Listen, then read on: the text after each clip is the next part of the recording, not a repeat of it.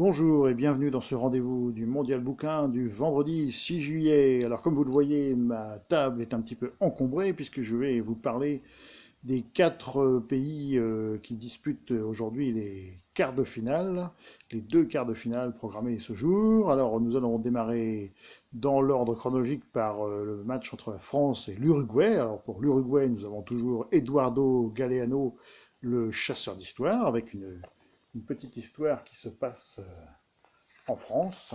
Chronique gastronomique. Chiche-Face est un des personnages inventés par l'imagination populaire en France pendant le Moyen Âge.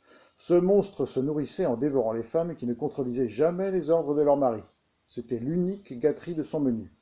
Mais les femmes soumises étaient assez rares, malgré ce que disent certains historiens. Elles étaient si peu nombreuses que le pauvre Chiche-Face mourut de faim. Et en face d'Eduardo Galeano, nous allons mettre Jules Supervielle, un écrivain et poète français qui est né et a vécu en Uruguay, et avec un texte qui s'appelle L'autre Amérique.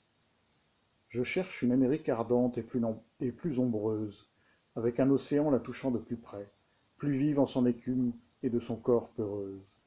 Ces oiseaux chantent bas, vous prennent à partie, vous tirent à l'écart dans un coin de forêt, vous disent leurs secrets, vous laissent interdits. On ose y regarder trop longtemps une rose, et l'on n'est sûr de rien, même pas des rochers, si vif est le penchant à la métamorphose.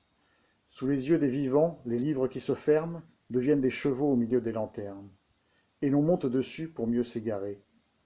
Et se trouver enfin, fraîches les deux oreilles, corps galopant au fond de l'aube qu'on réveille.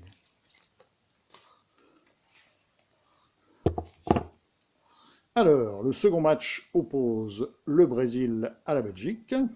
Alors pour la Belgique, nous avons retenu le livre de Diane Meur, une romancière bruxelloise, qui explore la géographie de la famille Mendelssohn.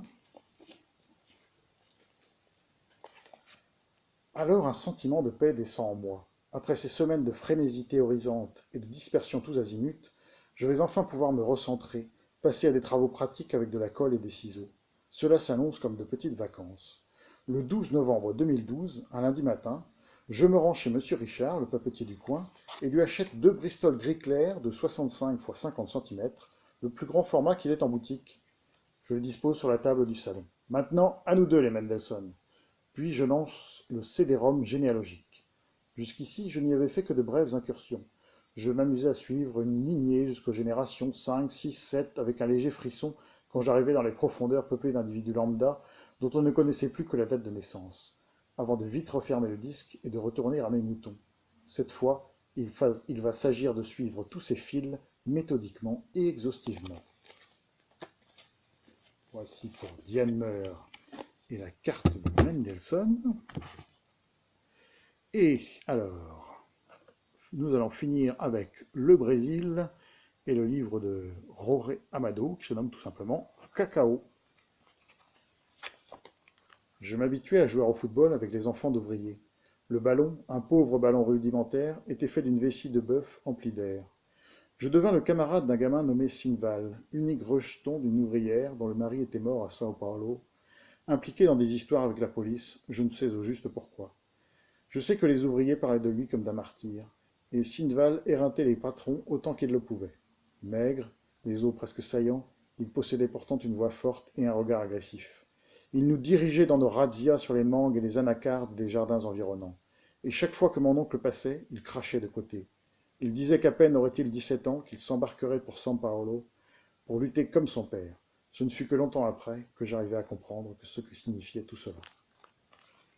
Et voici pour ces matchs des quarts de finale. Rendez-vous demain pour les deux autres quarts de finale.